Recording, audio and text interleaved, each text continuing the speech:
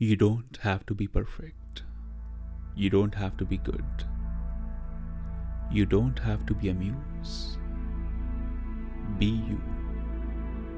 Be free. Be here in your rawness.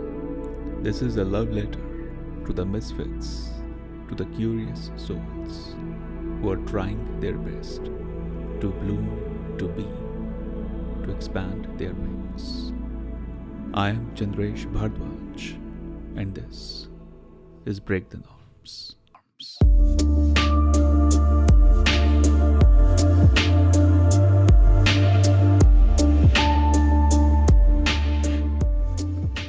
Namaste everyone, I hope you're doing well. Few quick announcements before we begin today's talk. There will not be any Sunday morning meditations on the Leela page for a while.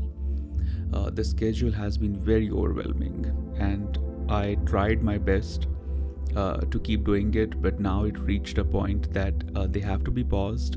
But there will be live meditations in Leela Gurukul, and I'll also be putting the guided meditations on podcast, and there will be live Instagrams on my page and on Leela's page, on and off, but they'll not be just on fixed Sunday mornings.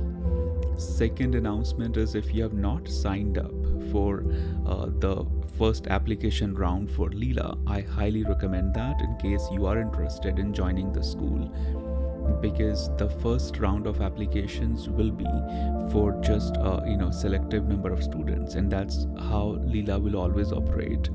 It will never be go to website, pay the amount, and you are in. It will always go through an application process, and it will always be limited to certain slots. This is to maintain the energy, the work that we are trying to accomplish with Leela. So the first set of people who will hear about the announcements are those who have signed up on leelagurukul.com. In case you have not, do that. Third announcement, now you can do conscious texting with me, which means you can text me your comments, your questions, anything you want to share, and I will be sending you updates and my sharings through text message. The number is 310-361-5485, and it's also on the show notes. Now the topic for today, and this is I believe a topic that has gone through many layers in my life. I have gone through my experience of it, and I have seen others living their version of this topic. The topic of why do we crave positions? Why certain positions give us some validation? It would be unfair to just bring in the modern social media titles of influencers and all of that, because I feel they already get a lot of judgment as it is. But I think this is something that so much of our humanity, so much of the mankind is suffering from this craving to have position, to have titles. And I always wondered, for many years, I questioned my own actions many times, that why am I doing this? Why this title, this position is important? And when things became clear to me, I started making very conscious efforts to get over with it and go beyond it. And I didn't want to make a podcast on it until I became really comfortable and really easy with this idea of not craving the positions. And I always feel whatever meditation or life lessons or the courage, the innocence, the purity that I want to invite in my life, that really happened when I was a child. And believe it or not, each time I meditate, I try to invite the energy, the courage, the effortlessness I had as a child, because there are many things that happened in my younger days. They happened without any calculation, but they really push me and inspire me to be a better human today. Because I wonder who was really guiding me to do these things and telling me to take these actions, and encouraging me to use certain words as a child, I get surprised when I recall those memories. And there is one very deep memory of that, and I want to share that today because it really inspired me to take some really tough actions in the past few years. And I will share what actions I took, and my only hope is these stories, these experiences inspire you to go through your own transformation. And I hope it never ever occurs that I'm trying to showcase that I'm just so Buddha perfect being. I'm not at all. Far, far, far from any Buddha consciousness, far from any awakened man or divine masculine. If you can do me a favor, release me from these hashtags, release me from these labels, so that I can just, embrace the nothingness. In fact, this entire podcast is about embracing the nothingness. So this story I want to share, it's very, very profound for me because it really shaped my childhood. It's not one story, it's a series of things, but I'll share it in 2 minutes what really unfolded. When I was in school, all my friends, this I'm talking about from first grade to 10th grade, all my friends, like really close friends, were those who were not so good in studies. I was the top GPA student, and these buddies of mine, they were struggling to get good grades, and my closest friends would mostly fail the class, and they would not even be promoted to the next class. It was really that crazy. And wherever there would be the parent-teacher meeting, my teacher would tell my mom that Chandresh could be the top kid in the class, but he doesn't come on the top 3 because he's always hanging out with these kids, and these kids fail the class. I mean, they're not even like average students, they fail the class. And for a teacher, those kids were just so unwanted, right? So they were not wanted by any teachers. Nobody liked those kids. But I was very, very close. I'm still very close to those friends. And they all are doing good, by the way. They're doing great in their life. Everyone does great. School is not a barometer in any way to judge your talent or your skill set. It's just a very dead, monotonous institution, that needs a very deep revision. And I used to talk about this in school, and when teachers got to know, they literally banned gathering around me. And it's something that also made me kind of happy, because I was like, okay, they are listening, so hopefully some change will happen. But no change happened. But for a good amount of time, the boys were not allowed to gather around me because they were like, he talks some crazy stuff, and if kids follow that, we'll be in trouble, and school will be in mess. So that would happen on and off in my high school. So my mom has always been very very understanding, cooperative, very unconditional in her love, and she never forced me to change my friends. She would treat them totally equal like me, very, very cool with all of them.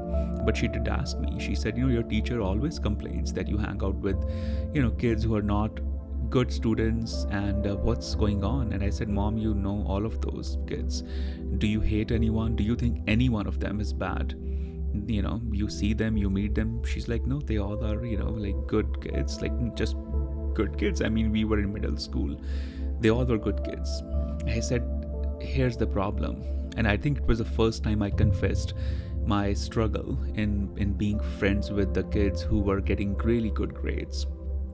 Number one, all those kids who were the top kids, the top students, they were filled with fear, afraid from parents, afraid of teachers, afraid of like everything. I still remember we had this video game, I forgot the name of it. It was one of those car racing thing, and I think Need for Speed.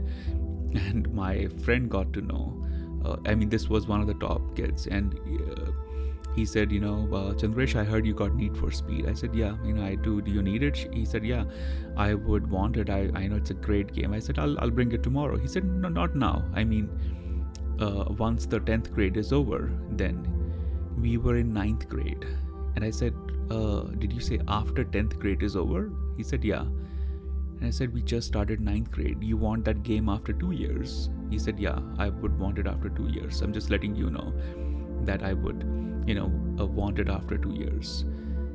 And I said, what if our school has a video game as the subject? I bet you'll beat, everyone in the school, in the city, in the state.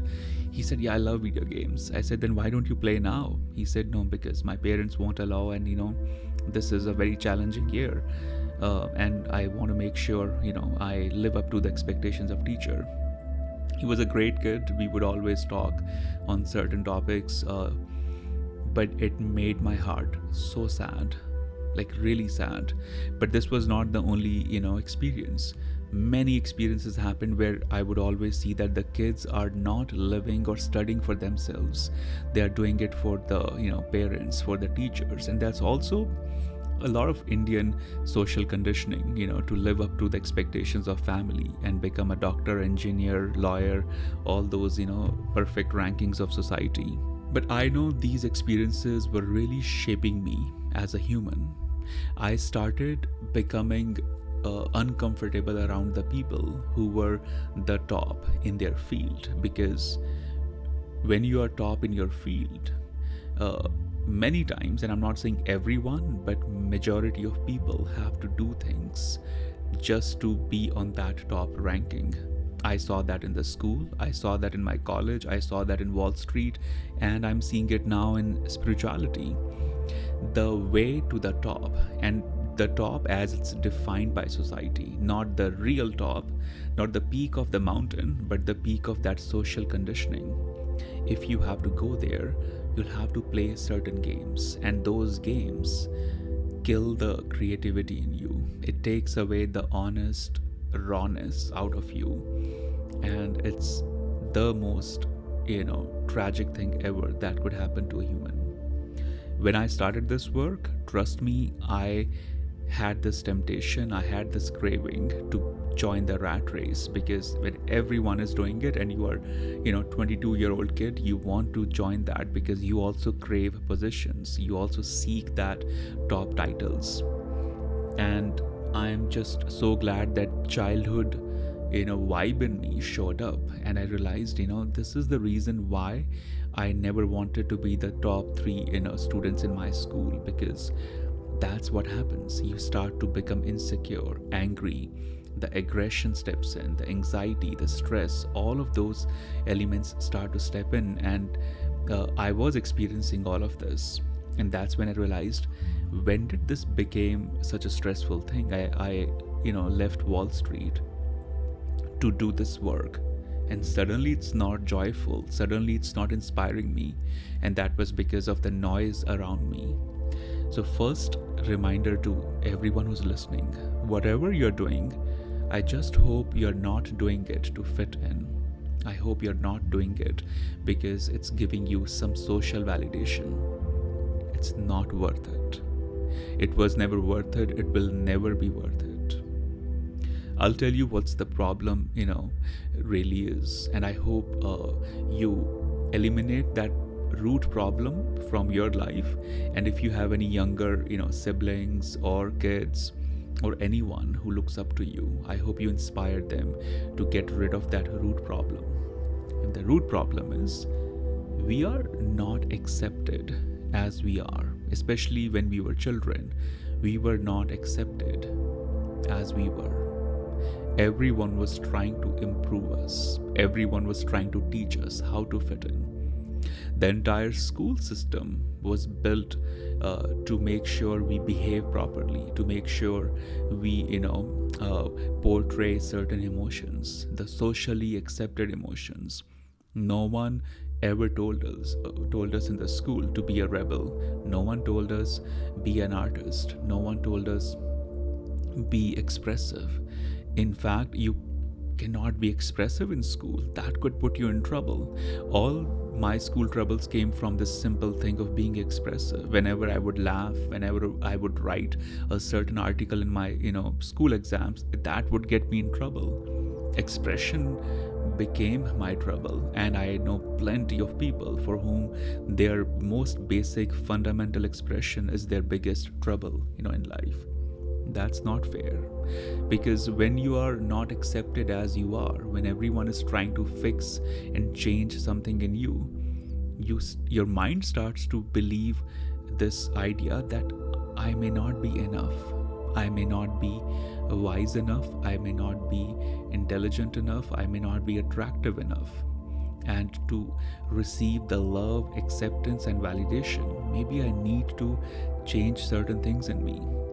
And before you realize, you slowly suppress and kill your real being, and a new personality starts to show up in you. And that personality is byproduct of the norms of society. It's the byproduct of the social conditioning. And then we start to feel that no one accepted me, and you live a lot of lies within you. Start to have this multiple personalities, and it feels terrible. But then society has created a system of ranking positions and titles, and you start to feel that people who have good titles, they are loved and respected. People who do not have titles, no one looks at them, no one takes them seriously. So I think I should have a title. You think I need to bloom with titles, because only titles can help me blooming. And that's where the misery begins, because the moment you start to crave those positions and titles, you become the puppet of society. You become you are at the mercy of the social conditioning. So whatever is accepted in that social conditioning, subconsciously, unconsciously, you start to do it every single day. And you have to understand, when you depend on these validations so strongly, your real work will never be out, because unconsciously you'll always try to create the work that's accepted by that particular authority system. And that's where you'll slowly start to lose your creativity, and you'll simply start to manufacture. There are a lot of people out there who are manufacturing things. They're not being creative. Creativity arises from the unknown. It arises from the courage, the curiosity. But if my biggest goal is to satisfy a certain group of people, then I'll never ever be able to really trust my voice, because my entire source of creation is coming from a certain validation. Let me remind you once again that as a human being, we are the seed of consciousness. No one else is. Only human being is born with this extraordinary consciousness. A tree remains a tree all their life. A dog remains a dog all their life. But human being who's born with, complete unawareness, but infinite potential. When you're born, you don't even know how to clean up after yourself. You don't even know when to how to drink, how to speak, how to read. But look at your power. By the time you are an adult, you can speak, write, you are creating things, you are creating new beings, you are doing great work, you are so knowledgeable, so wise, you have gone through so much experience. And that's where is your potential. Our being is rooted in the seed. Our being is rooted in that infinite potential. And a seed has to go through many transformations. The journey of a seed is so deep, so long. But we are so stuck in the idea of becoming. We want to become something. We want to attain certain titles, certain rankings, and then you are simply a slave of those titles. If today I get a higher ranking, a higher prize, a higher award from a very powerful authority, I'm simply tamed by them, because then I cannot say or behave the way I want. Wherever I go, I'll be seen through that lens. And that's why I'm not comfortable with any titles. It could be the guru, the healer, the seventh generation teacher, and all of that. These are the most shallow ways to express, the existence of who we are. These titles limit us. And this is why I feel any bond that has a very rigid title, any work that has a very well-defined title, it will limit you. I understand we need titles in certain material situations, but majority of the powerful, beautiful stuff happening out there doesn't need any title. And you know what I'm talking about. Because the day you stop becoming is the day you will start being. And the day you start to be, that's the day you will bloom. Take the next few days to witness your natural urge to bloom. Witness what would I do without titles, what work I'll offer without titles. And above all, witness the root of why titles are so important for me. Witness the episodes where you were not accepted fully by family, school, society, and then you started craving certain titles so that you can be accepted and embraced by everyone. Because if you always crave those titles and positions, you'll never feel enough. You will never feel at home. You'll always feel scattered, distracted, and confused. Take the next few days to witness the difference between your social conditioning and your natural urge, natural blooming. And my hope is it will unfold something really powerful, something really beautiful for you. Do let me know if this episode resonated with you. Speak to you next week.